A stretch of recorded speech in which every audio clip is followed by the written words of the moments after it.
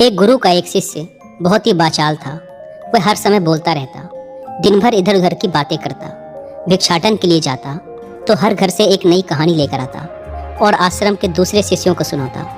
एक शिष्य की दूसरे से बुराई करता, चुगली करता और दूसरों के सामने अच्छा बनने का प्रयास करता। खुद के मुंह से ही खुद की तारीफ करता रहता और हमेशा ही खुद को गुरु के सामने सबसे बुद्धिमान और उत्तम शिष्य साबित करने का प्रयास करता। वह खुद को सभी शिष्यों से अलग और श्रेष्ठ मानता था।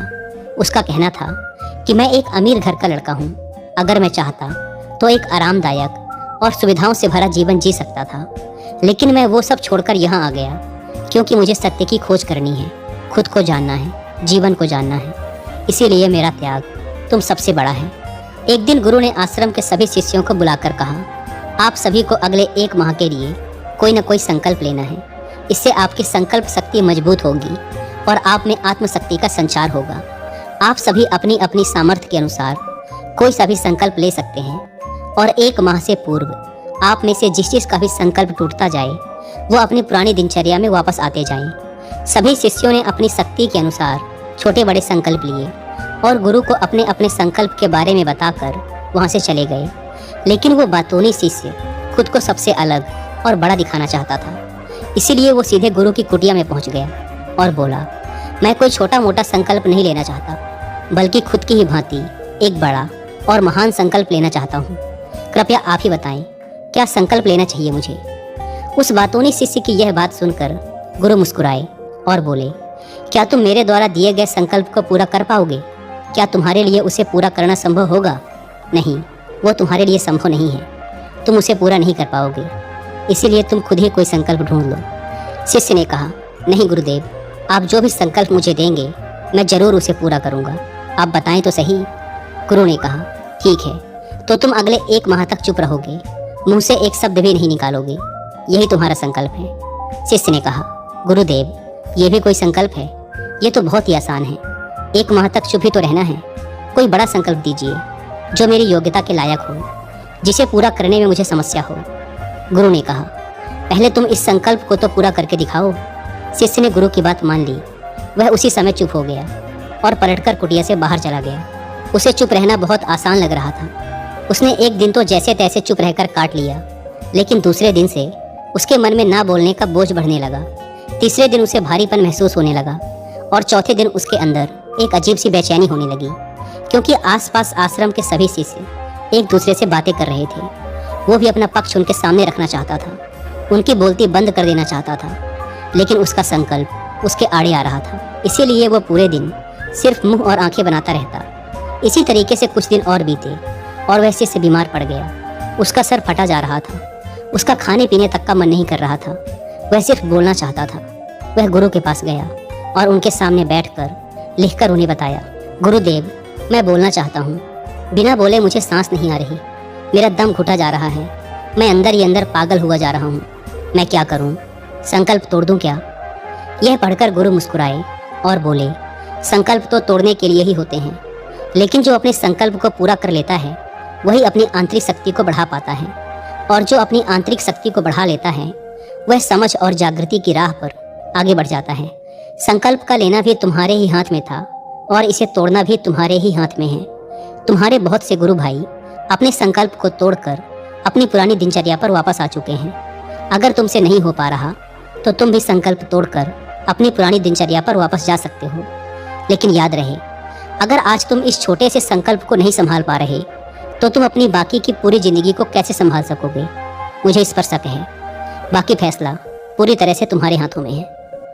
गुरु की यह बात शिष्य के दिल में चोट कर गई। वह बिना कुछ बोले वहां से वापस चला गया और खुद को अपनी कुटिया में बंद कर लिया। वह केवल अपने जरूरी कामों के लिए ही कुटिया से बाहर निकलता, बाकी सारे समय कुटिया के अंदर ही बैठा रहता। 15 दिन बीत चुके थे और आश्रम के लगभग सभी शिष्यों का संकल्प अब तक टूट चुका था, लेकिन उस वाचाल शिष्य का संकल्प अभी भी जारी था। संकल्प लेने के बाद से अब तक उसने एक शब्द भी ना बोला था। सारा आश्रम हैरान था कि इतना बोलने वाला इंसान चुप कैसे हो गया। 15 दिन बीतने के बाद वह दोबारा अपने गुरु के पास गया और लिखकर बताया, हे गुरुदेव, मैं बाहर से तो चुप हूँ, लेकिन मेरे भीतर बहुत सी आवाज़ें हैं, बहुत सी चीख पुकार और शिकायतें हैं।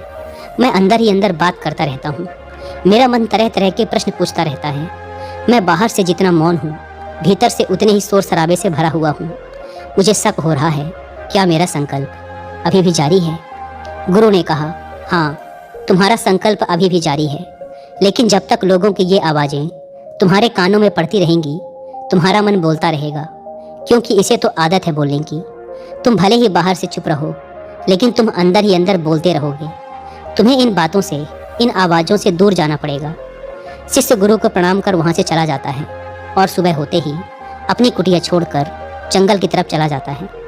कई दिन बीत जाते हैं, संकल्प का समय भी पूरा हो जाता है, लेकिन वो शिष्य लौट कर नहीं आता। आश्रम में सभी को डर था कि कहीं जंगली जानवरों ने उसे खा न लिया हो।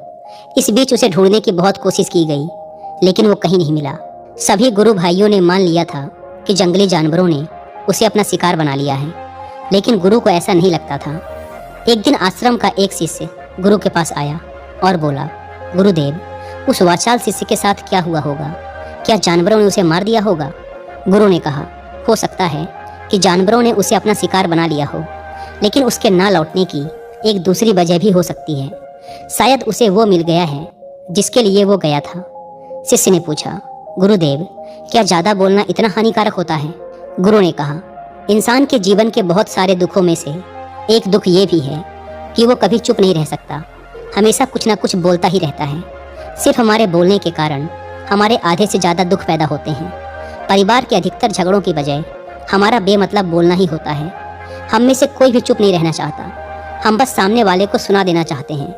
जो भी हमारे मन में है सब निकाल कर उसके मन में बैठा देना चाहते हैं।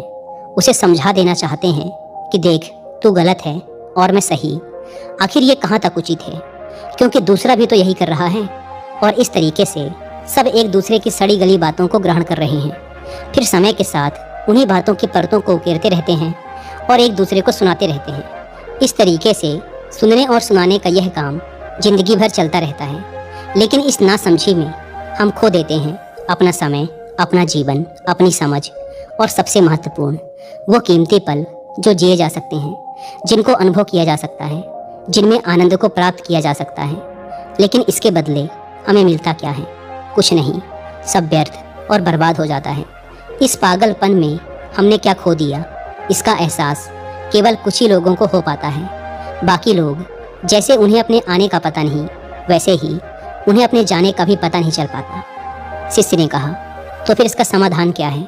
गुरु ने कहा, पूरी जागरूकता के साथ अपने विचारों को देखना, यही एकमात्र तरीका है सारी मानसिक समस्याओं का। दोस्तों, वर्तमान में रहकर पूरी जागरूकता के साथ अपना काम करना जिंदगी में चमत्कारिक बदलाव ला देता है।